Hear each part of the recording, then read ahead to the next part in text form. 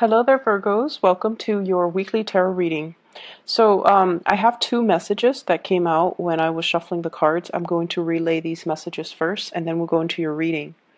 The first message here, and it's funny because this is something I've mentioned before, I feel like a few years ago. You guys are like the Aquarius of the earth signs. You have a really big heart. And I feel like, in a way, kind of similar to the Aquarius, you have this ability to detach, loving somebody from a distance, loving somebody from afar. Not so much admiring somebody from afar, but more like you care. You care about social issues. You care about people. You want everyone to be happy and to be, taken care of and to act in their enlightened, in a in kind of like to behave and to act in their best interest. Okay, you want people to make good decisions. And I feel like your loving detachment, it's almost like showing up as the high priestess, where she is very caring, but she doesn't impose her wills, her beliefs on other people. And yes, when you do love somebody, children, your kids, your partner, your friends, you can only give so much of yourself. You're not emotionally too caught up in their issues, in their drama, in their troubles, okay? And in a way, it's a very admirable trait because people, issues, and things that people do don't really detract you from your emotions. So it's like you're not emotionally destabilized as a result of of the things that other people do. Yes, you do get frustrated, but it doesn't show on your appearance. So you know how to, deal with people with a poker face.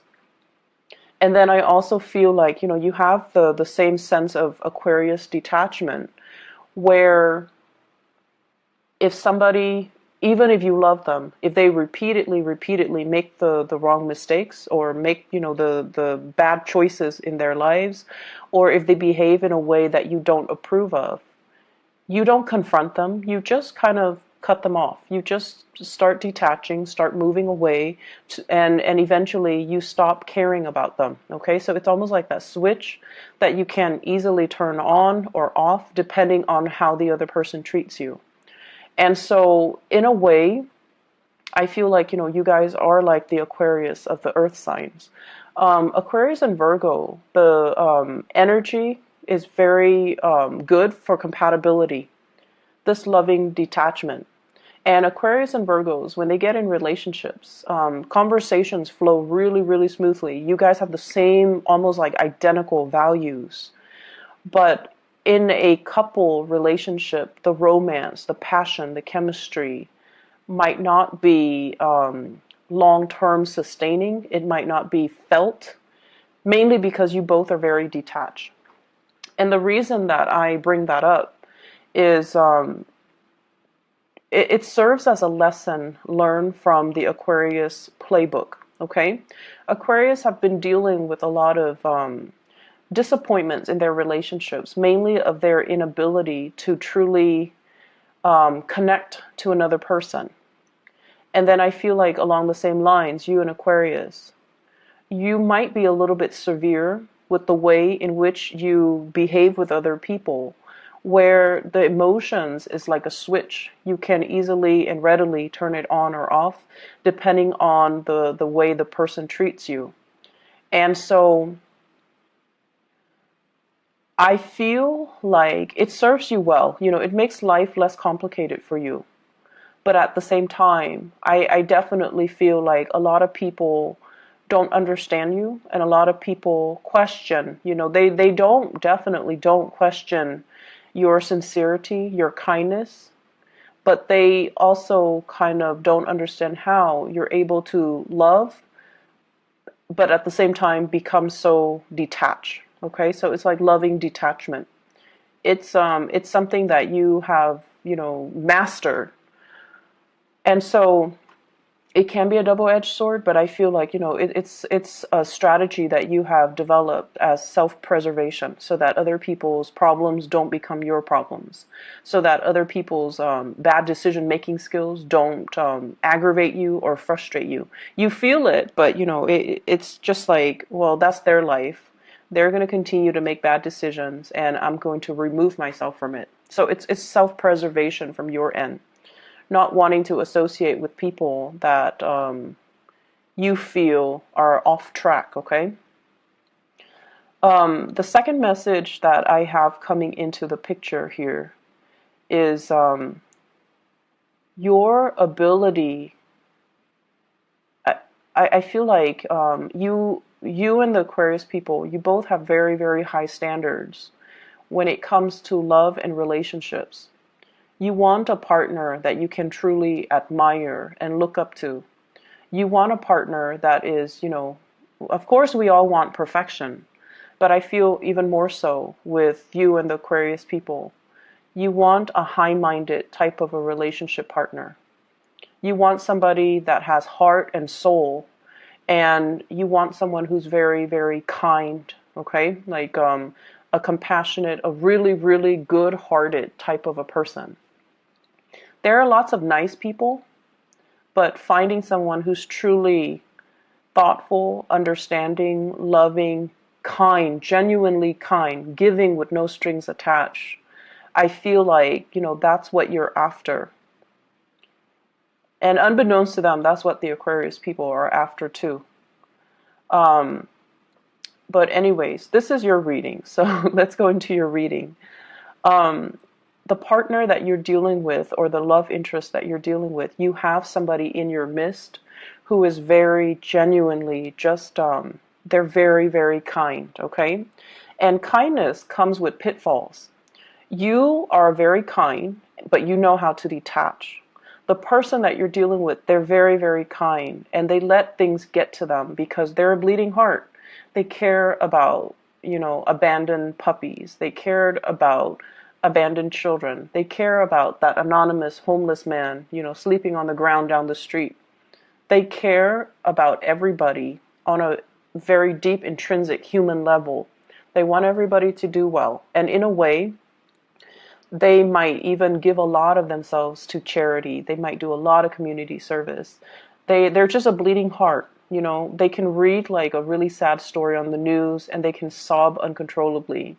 And then they can, dwell on it and tell you, life is so unfair. Why are these bad things happening to just good people? So like they're just a bleeding heart, and they don't really, in a way, not that they're naive or idealistic, but they believe that, things should be better, that we don't have to treat each other like this.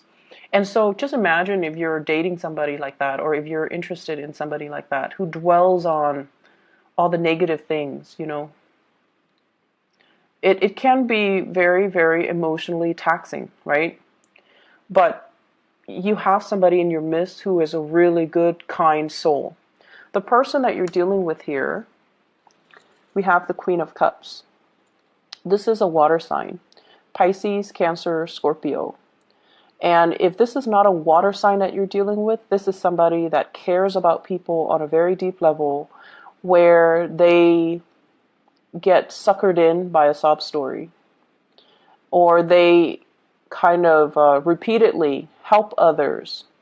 They come to the rescue of other people. They try to help other people. But in the process, they might be enabling that bad behavior. Okay? And so I feel almost like you like everything about them. They're a really good, kind person. But you do have certain critiques about the way they behave, and you feel like they need to learn to lovingly detach themselves so that other people's problems don't become their problem. And the person that you're dealing with as well, the way that you feel about them, we have the Temperance card. And the Temperance card is like a mixture of exasperation but love, okay? So I feel like you care about this person. You want them to go places. You want them to succeed in life. You want them to be well. But there's something about them where they get emotionally destabilized very, very quickly. They give so much of themselves to other people. They give so much of their energy. And their life might be somewhat at a standstill because they don't know how to contain their energy to get things moving in their own lives. Okay? So that might be one of the contentious issues between you and them as to, you need to get your life started. You need to get going so that you can make more of yourself. So I feel like this person doesn't care about status. They don't care about prestige. They don't care about money. They don't care about, doing the things that can propel them in life. They care about the human relationships, and they're very good at helping other people, but they expend so much energy helping others that they don't know how to help themselves. You do admire them, and you like them because they have a really big heart, and you can forgive a lot. As long as somebody genuinely has a good heart, you will always forgive them. You will give them the benefit of the doubt. But over time, it can become a little bit exasperating, okay? You might feel like they're idealistic as well, or naive, okay? The way that they see you, we have here the Prince of Wands. This is the Knight of Wands. They see you as somebody who is leading the charge, okay? You're quite independent, self-made. You take care of yourself. Business first. You take care of business. You can overcome great deals in your emotional life. Like, it's like your emotional life. We all have emotional hangups. We all have bad days. We all have like things that trigger us. But you don't let it get to you. You're able to see the forest for the trees. You're able to get yourself on this hill through sheer hard work and determination. And you don't sit there and say like, oh, I've been dealt like the shorthand of the stick, and so my life is stagnant. No, you don't do that. You're a fighter. You're a survivor. And you don't wallow in self-pity and say like, life has been hard to me.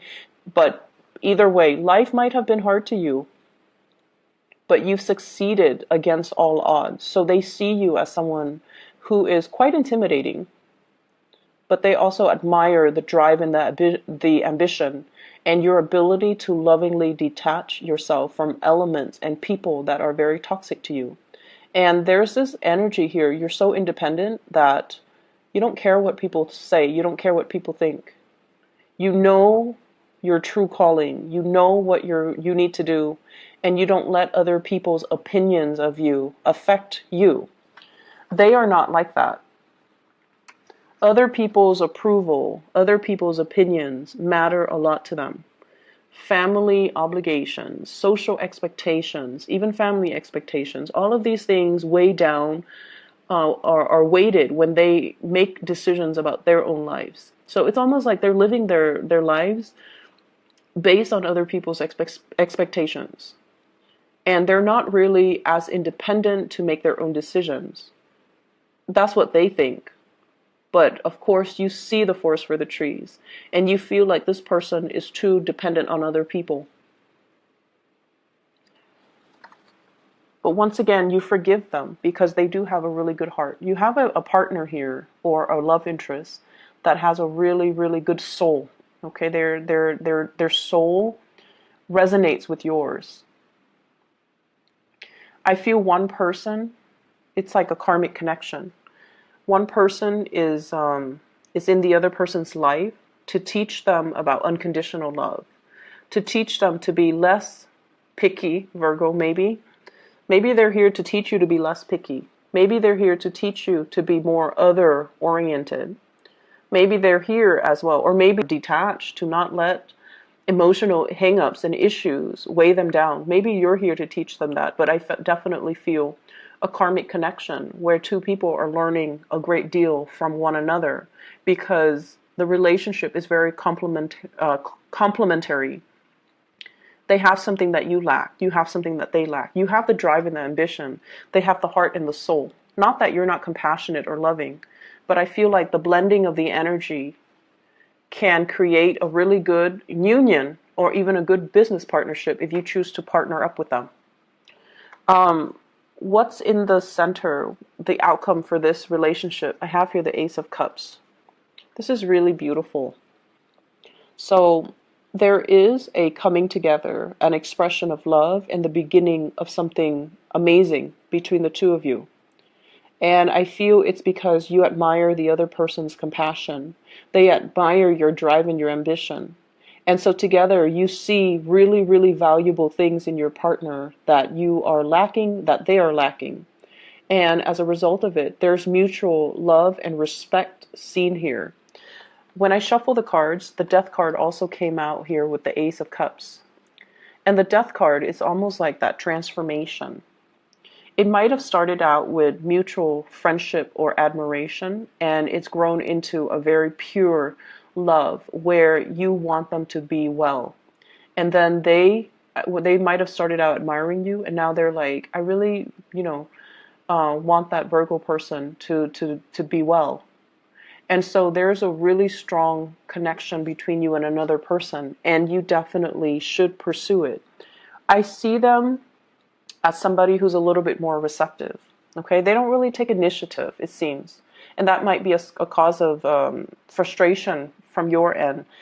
They don't really take initiative. The water energy is a very receptive energy, especially with this Queen of Cups. It's somebody that is like they're very emotionally expressive. They're very emotionally intelligent. They know what they feel at all times.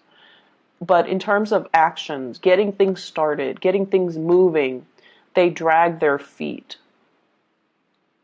So in order for these things to take off, you kind of need to, take the initiative. The way they feel about you, we have here the Six of Wands. This is them coming towards you, overcoming their emotional reservations to come towards you. This person is jumping over this crevice that's filled with water, overcoming their emotional hang-ups, overcoming their emotional issues in order to charge ahead and move towards you. I did the reading for Aries. If you have Aries in your chart, you might want to watch that. If you're dealing with an Aries, you might want to watch that, because this is you waiting for them to get their career started, waiting for them to overcome their hang-ups, to overcome the stalled energy, to overcome their inability to move things along. You're waiting very, very patiently. You're at the pinnacle of your success, and you're waiting for the other person to catch up.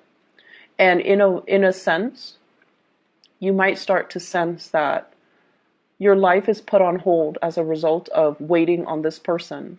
But they are going to be catching up. It's going to be made very, very clear to you that they're going to meet you where you are. Okay, they're moving right behind you, and they're going to catch up to you.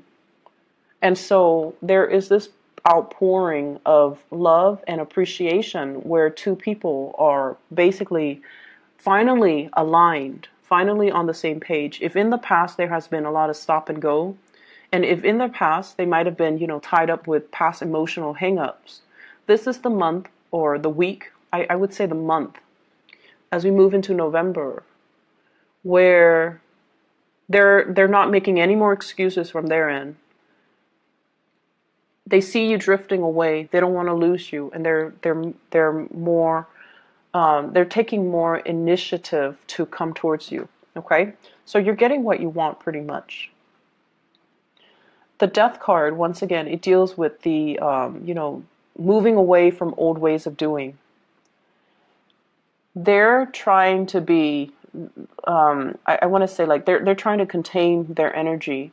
They're trying not to expend their energy towards dead-end relationships, towards bad friendships, towards people that use them, while you're opening up your energy, being a lot more compassionate, being a lot more understanding, being a lot more,